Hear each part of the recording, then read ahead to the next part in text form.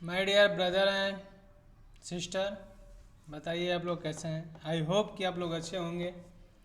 मैं आप लोगों को इस वीडियो में प्रेम यानी सिरादी का क्लास 10th करील के कुंज पर बारो कि आपको इसके पिछले वीडियो में मैंने आपको इसका अर्थ और कवि परिचय बताया था। इस वीडियो में मैं आपको इस चैप्टर का ऑब्जेक्टिव और सब्जेक्टिव दोनों लेकर आए हैं। अगर इसको आप पूरा देख लेते हैं तो परीक्षा में अगर इससे क्वेश्चन आ जाए तो आपका एक भी नहीं छूटेगा।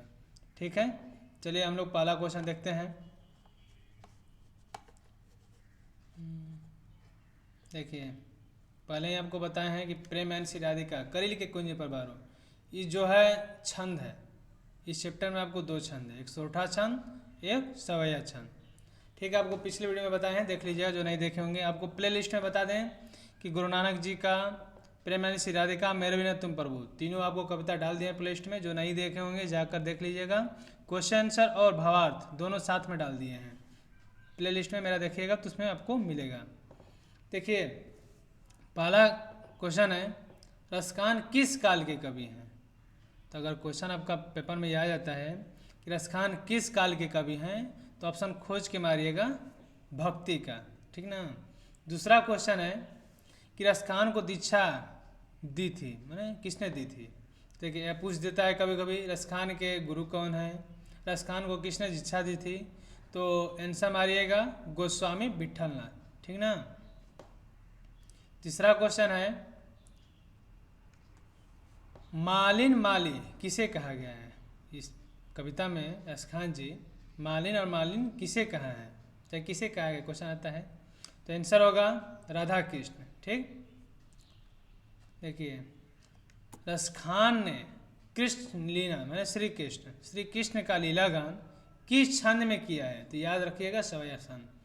ठीक ना। रसखान ने श्री कृष्ण का लीला गान किस छंद में किया था, तो सवैया छंद में।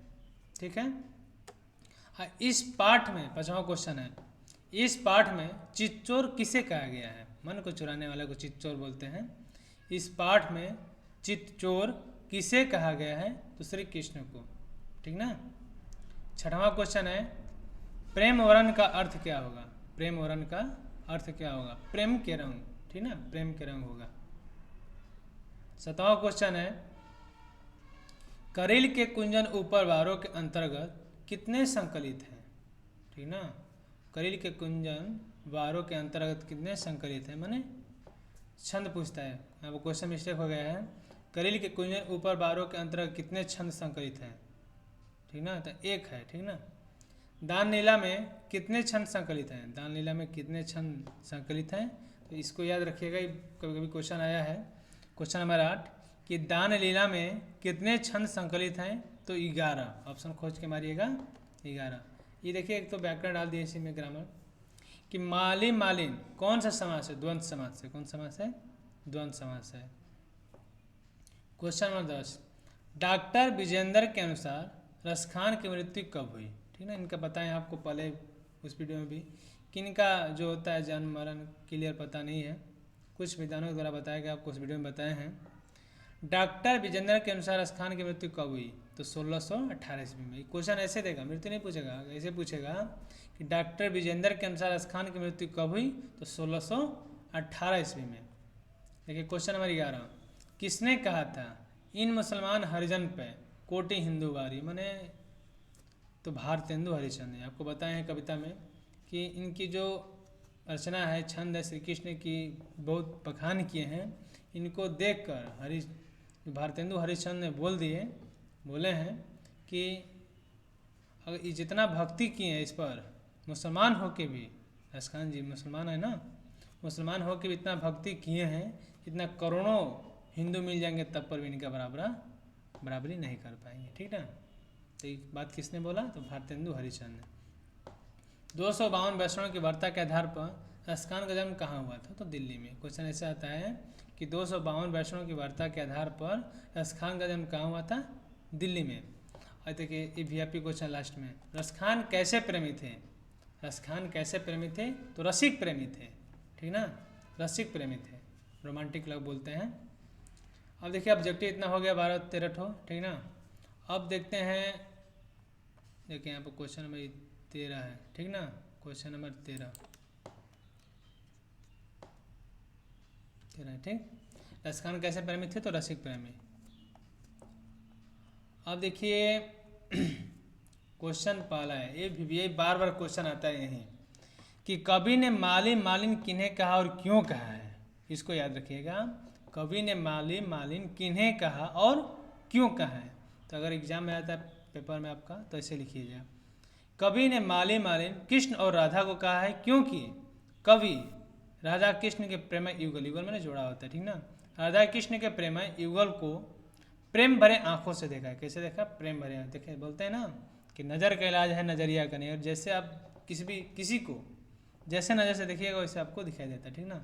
तो क्योंकि कभी राधा कृष्ण के प्रेम युगल को प्रेम भरे आंखों से देखा है। यहाँ प्रेम को वाटिक मानता है, जो प्रेम है वाटिक मानता है। जैसे मान लीजिए कोई बगीचा है, उसका देखभाल करने वाला माली होता है, माली ना, सिंचाई करने वाला, उसको देखने वाला। तो इसी तरह यहाँ प्रेम वाटिका को मानता है। प्रेम किसको मानता है? वाटिका को। अब प्रेम वाटिका के माली मालिन किसको मानता है? श्री कृष्ण और राधा को मानते हुए। तो आंसर लिखिएगा, कवि ने माली मालिन कृष्ण और राधा को कहा है क्योंकि कवि राधा कृष्ण के प्रेम युगल को प्रेम भरे आंखों से देखा है। यहाँ प्रेम को वाटिका मानते हैं और उस प्रेम वाटिका के माली मालिन कृष्ण राधा को मानते हैं। वीवीआई क्वेश्चन, इसको पक्का याद कीजिएगा।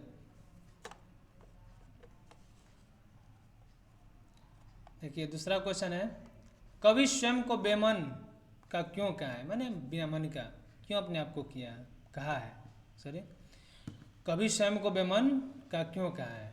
तो आंसर है इसका, कवि रसखान का मनमोहन की छवि में डूब गया है। मनमोहन श्री कृष्ण की छवि को, माने जब से देखें रसखान जी बोल रहे हैं, कवि रसखान का मन मोहन की छवि में डूब गया है।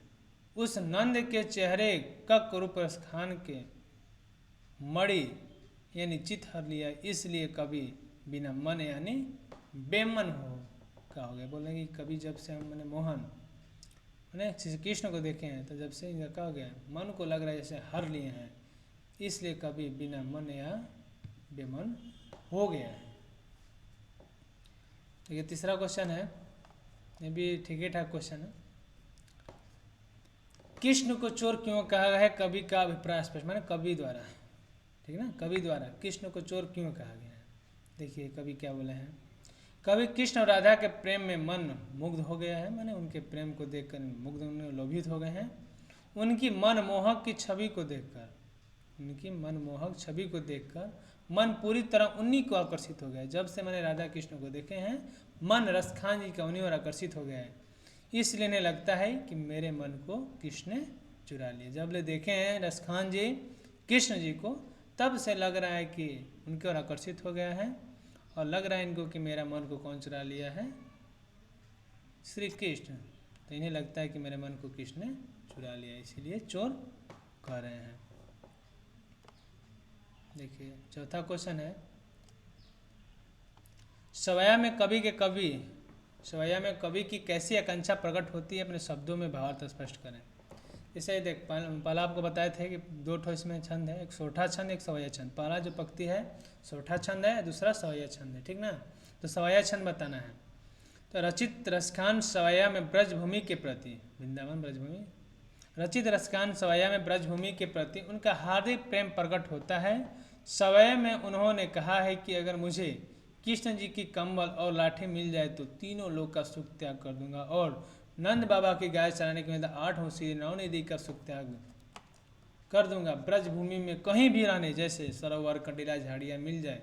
मैंने ब्रजभूमि में इनको इतना प्रेम हो गया है कि इनको जो कुछ भी मिल जाए करने के लिए सब कुछ त्याग कर श्री कृष्ण में डूबे रहेंगे। तो उसमें बोल रहे हैं कि सुख त्याग कर दूंगा ब्रजभूमि में, मुझे कहीं भी रहने, जैसे सरोवर कंटीला झाड़ियाँ मिल जाए तो हम रह लेंगे, ठीक ना। वही बोले हैं कि रचित रसखान सवैया में ब्रजभूमि के प्रति उनका हार्दिक प्रेम प्रकट होता है। सवैया में उन्होंने कहा है कि अगर मुझे कृष्ण जी के कंबल और लाठी मिल जाए तो मैं तीनों लोग का सुख त्याग कर दूंगा, और नंद बाबा की अगर गाय चराने के लिए भी मिल जाए तो 8 से 9 निधि का सुख त्याग कर दूंगा। ब्रजभूमि में मुझे कहीं भी रहने का, कहीं भी मैं जगह मिल जाए तो रह लेंगे। इतना प्रेम हो गया है किससे? श्री कृष्ण जी से, कृष्ण और राधा जी से। देखिए व्याख्या भी आता है आपके परीक्षा में, व्याख्या है, मन पावन चित चोर पलक ओट नहीं कर सके हम, ठीक ना, मन पावन चित चोर पलक ओट नहीं कर सको। देखिए आपका एग्जाम में आ जाता है तो आप कैसे लिखेंगे, ठीक ना, कैसे लिखेंगे। देखिए प्रस्तुत पंक्ति प्रेम आयनी जहाँ से लिया गया, जिस चैप्टर से लिया गया उसको लिखते हैं। प्रस्तुत पंक्ति प्रेम आयनी श्री राधिका पाठ से लिया गया है, जिसके कवि कौन है, रसखान जी हैं, जिसमें कवि ने कृष्ण और राधा युगल, युगल माने जोड़ी, स्वरूप प्रेम का खजाना कहकर पंक्ति में अपने भाव को स्पष्ट किया है। इतना माने कोई भी परीक्षा में आ जाए कोई भी कविता का तो उसका पहले नाम लिख देंगे, कवि लिख देंगे, ठीक ना, उसके बाद लिखना शुरू करेंगे। प्रस्तुत पंक्ति प्रेम आयनी श्री राधिका पाठ से लिया गया है, जिसमें कवि रसखान जी हैं, जिसमें कवि ने कृष्ण और राधा युगल स्वरूप प्रेम का खजाना कहकर पंक्ति को अपने भाव में स्पष्ट किया है। इस पंक्ति में रसखान भगवान कृष्ण को मन पावन करने वाला तथा चित्तचोर कहते हुए कहा है कि एक क्षण के लिए मैं उनसे अपने को अलग नहीं कर सकता। मैंने इस पंक्ति में भी बोले हैं मन पावन चित्तचोर में कि अगर हम एक मिनट के लिए, एक क्षण के लिए भी हम उनसे अपने आप को अलग नहीं कर सकते, मुझे इतना लगाव हो गया है। किससे? श्री कृष्ण जी से। दूसरा व्याख्या है, रसखानी कबो इन आखिन सौ प्रज बनवाग तड़ाग निहारो, ठीक ना, ये देखिए सवया छंद से लिया गया है। दूसरा, प्रस्तुत पंक्ति करिल कुंजन ऊपर बारो पाठ से लिया गया है, जो रसखान जी की रचना है। इसमें इस सवया में कवि भगवान श्री कृष्ण की भक्ति और दर्शन प्राप्त करने के लिए अपना सब कुछ त्याग करने के लिए तैयार। बोल रहे हैं कि इस भक्ति में रसखान जी श्री कृष्ण जी का दर्शन और भक्ति पाने के लिए अपना सब कुछ त्याग करने के लिए तैयार हैं। इसी आकांक्षा में कवि कहते हैं कि आपका दर्शन है तो कब से ब्रज के वन बाग तड़ाग की ओर अपनी आँख लगाए हुए हैं, मैंने आप ही के इंतजार में यहाँ पर ब्रज भूमि में आँख लगाए हुए, आप दर्शन दीजिए, ठीक ना, वन तड़ाग निहारो, कब से आँख मेरी निहार रही है। ठीक है, आपको अगले वीडियो में नेक्स्ट कविता के साथ मिलेंगे, ठीक है, इसको नोट कर लीजिएगा पेज पर, अच्छा रहेगा।